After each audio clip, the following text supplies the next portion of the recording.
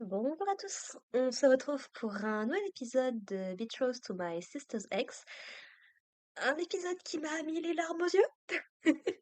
C'était l'épisode à la fois de la régression pour le personnage de Marie, à la fois des révélations concernant le personnage de Anastasia et son destin. C'était un très très bon épisode mais qui fait mal au cœur. Donc, après avoir entendu que monsieur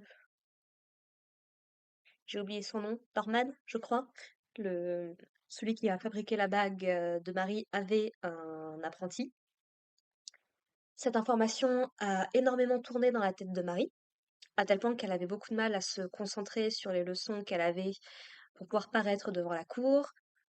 Ça a même commencé à détériorer carrément sa relation avec Cyrus, à tel point qu'il a pris la décision, vu que ça lui trottait trop dans la tête, de faire venir Monsieur Norman au château avec son apprenti pour vérifier que ce n'était pas Anastasia. Lui, en tout cas, est persuadé, vu les événements, que Anastasia est décédée, mais il tient quand même à offrir ça à Marie pour qu'elle puisse faire son deuil et pour qu'elle puisse passer à autre chose. Et bien, on apprend à la fin de l'épisode qu'effectivement, oui, le fameux garçon, c'était bien Anastasia déguisée en garçon. Alors pourquoi est-ce que Monsieur Norman ne s'en est pas rendu compte plus tôt? Eh bien, on découvre en rencontrant ce vieux monsieur que bah, il y a 3 ans en arrière, je crois, quelque chose comme ça, il y a eu un accident dans son atelier. Il y a des éclats de fer qui lui ont sauté au visage et qui sont passés à travers ses lunettes, à tel point que ça lui a blessé les yeux. Alors, il n'est pas totalement aveugle.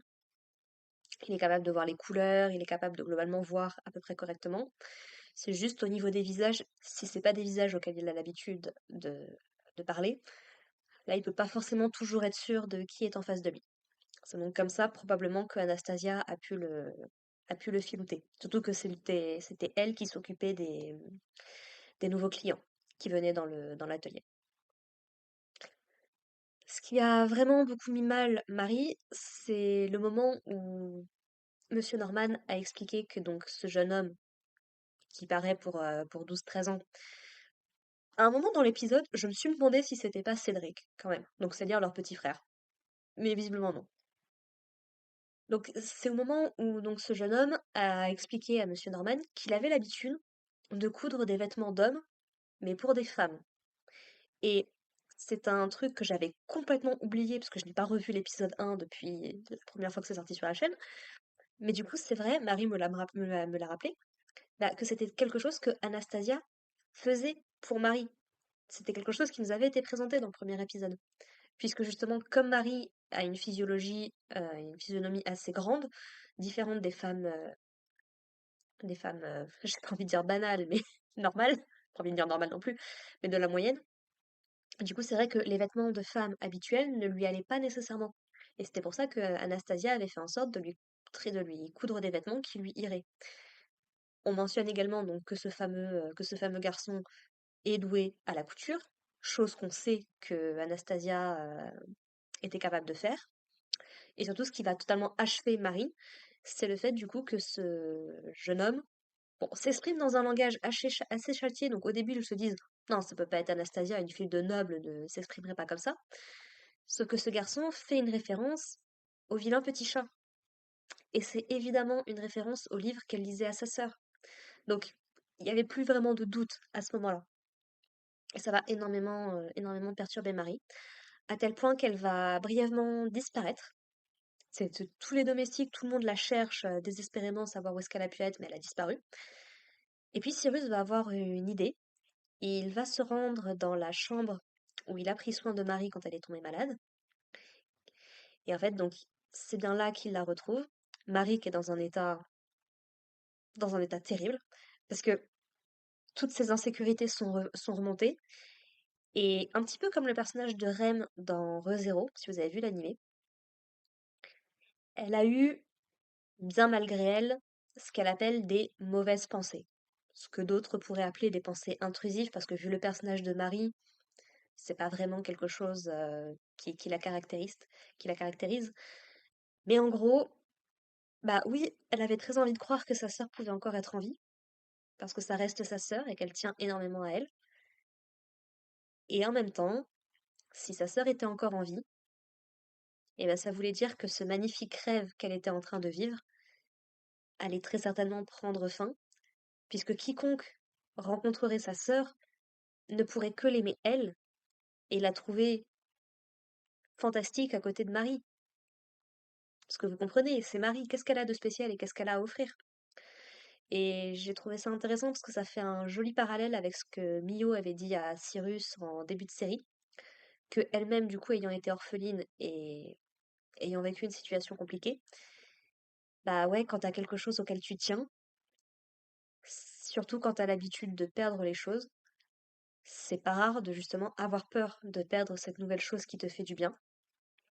En tout cas, c'est un sentiment que personnellement, je peux totalement comprendre, que je vis encore aujourd'hui. Je me soigne, mais ça prend du temps quand c'est un truc qui est ancré depuis des années et des années.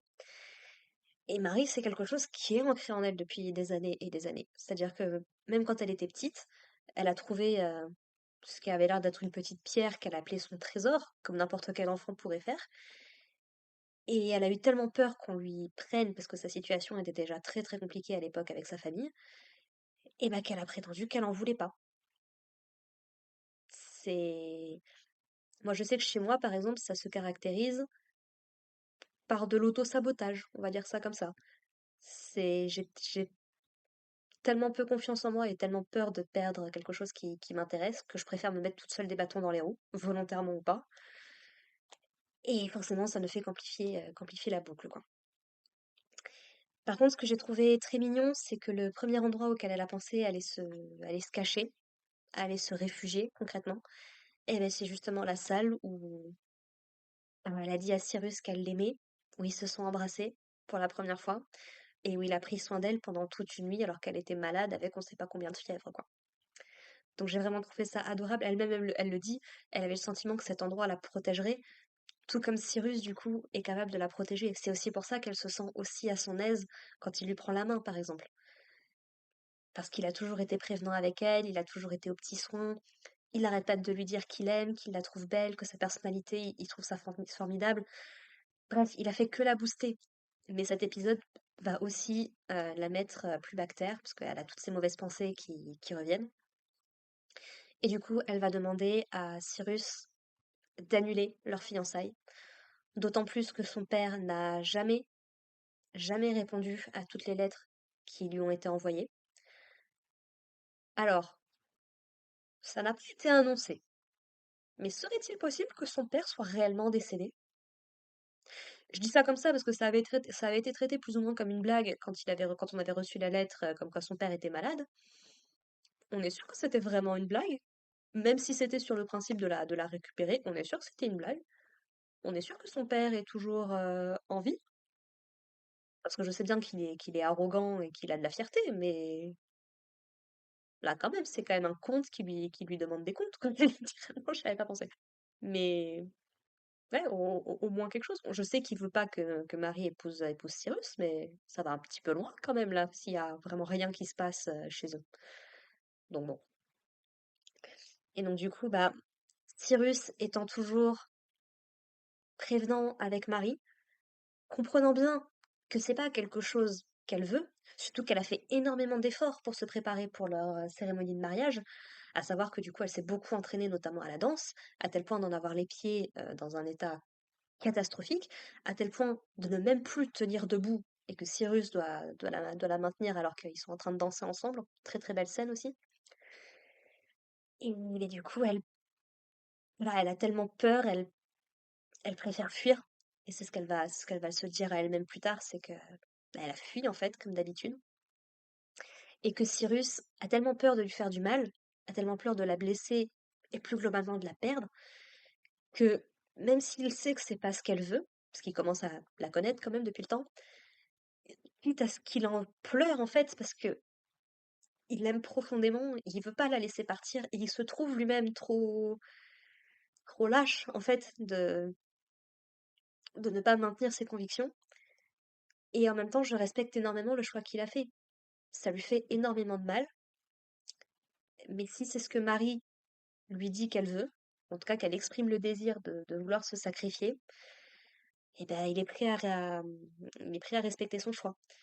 Et parfois, c'est ce qu'il faut faire. Des décisions de nos proches peuvent nous faire énormément de mal, mais il faut aussi qu'ils puissent faire leurs propres choix et ce que certains pourraient appeler leurs propres erreurs pour réussir à trouver un chemin dans lequel ils puissent bah, garder la tête haute en fait et assumer les décisions qu'ils ont prises. Donc, ouais, non, franchement, quand il s'est mis à pleurer, j'avais, ça m'a brisé le cœur.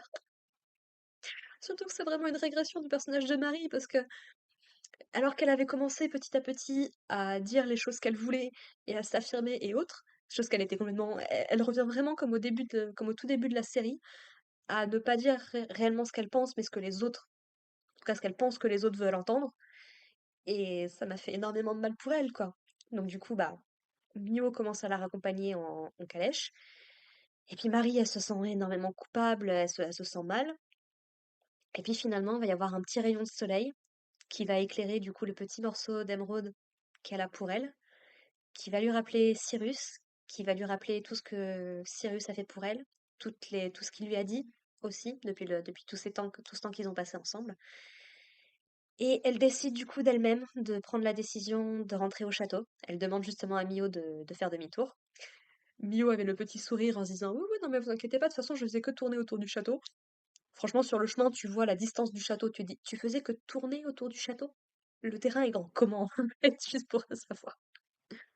Et du coup, donc, Marie, voilà, se court à toutes jambes pour retrouver Cyrus, qu'elle pense être dans la salle, leur petite salle à eux, on va dire, quelque chose comme ça.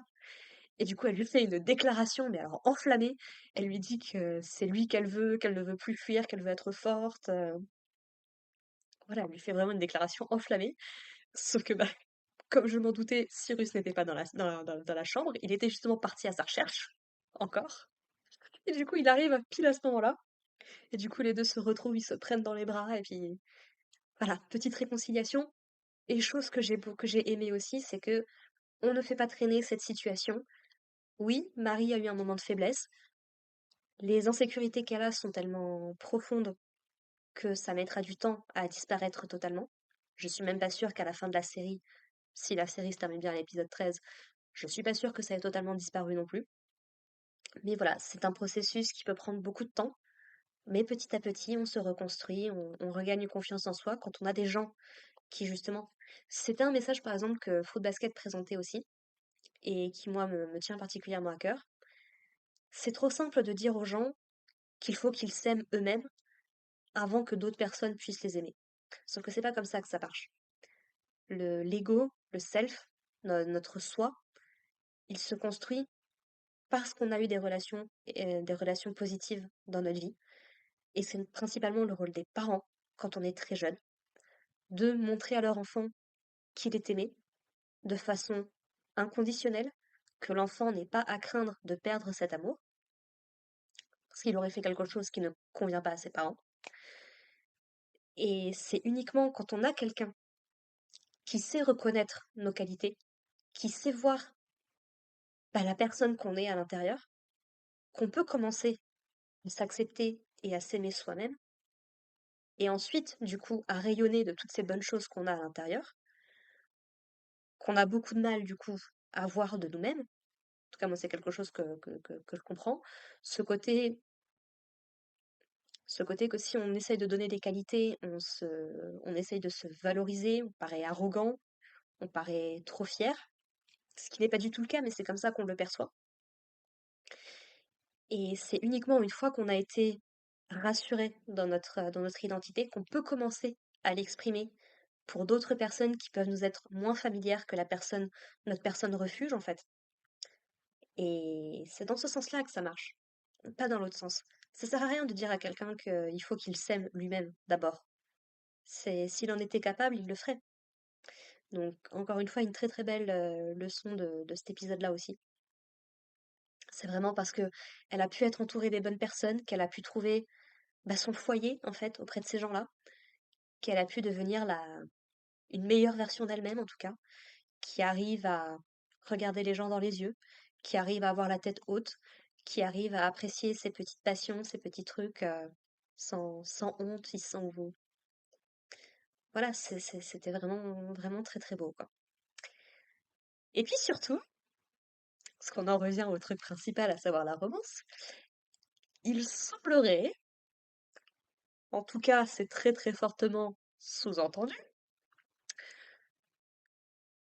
que nos deux amis n'ont pas attendu le mariage pour le consommer, si vous voyez ce que je veux dire. Parce que quand on retrouve Marie en train de partager le même lit que Cyrus, et que Marie qui se dit en se réveillant, ah c'est vrai, cette nuit, tat tat tat, bon, je pense effectivement qu'il s'est passé quelque chose cette fameuse nuit dans ce fameux château, visiblement.